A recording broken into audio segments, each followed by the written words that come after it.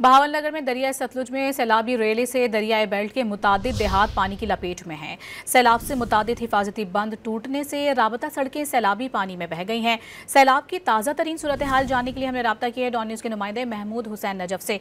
महमूद, बताएगा क्या सूरत हाल आप देख रहे हैं इलाके की? भूखा पत्तन पर जहां पर भारत से छोड़े गए आबी रेले का 1,05,000 क्यूसेक पानी का रेला अभी यहां से गुज़र रहा है और इस 1,05,000 क्यूसेक पानी ने बहावलनगर में तबाही मचा दी है, जहां के तकरीबन 105 मौज़ाजात और मुतअद्दिद छोटी आबादियां जो हैं वो ज़ेरे आब आ चुकी हैं। जबकि भारत की तरफ से अभी हेड गंगा सिंह पर तकरीबन 2,50,000 क्यूसेक का पानी का रेला अभी पाकिस्तानी हदूद में दाखिल हो गया है। जब ये रेला यहाँ तक पहुँचेगा तो यकीनन जो आबादियाँ कुछ थोड़ी बहुत बची हैं वो भी ज़ेरे आब आ जाएंगी। यहाँ पर ज़िले इंतज़ामिया अपना काम बड़े अच्छे तरीके से कर रही है। रेस्क्यू के इंचार्ज हमारे साथ मौजूद हैं, हम इनसे बात करते हैं कि इन्होंने अवाम की सहूलत के लिए यहाँ पर क्या क्या इक़दामात किए हैं। बिस्मिल्लाहिर्रहमानिर्रहीम।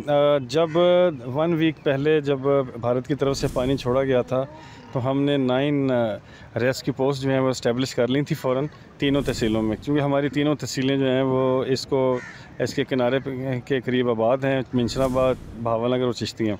लेकिन अब मज़ीद जब पानी इंडिया की तरफ से छोड़ा गया है और पानी जो है वो नियर बाई जितनी बस्तियां हैं उनको अब टच कर रहा है और लोगों ने जहां अपनी मदद आपके तहत बंद बनाए हुए थे वो भी ब्रीच हो रहे हैं।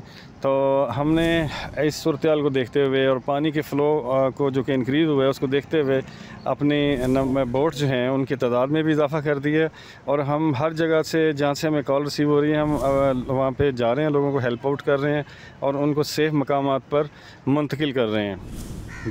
जी, ये थी यहाँ की अब तक सराबी सूरत हाल और उससे यहाँ के रेस्क्यू इंचार्ज आपको आगाह कर रहे थे।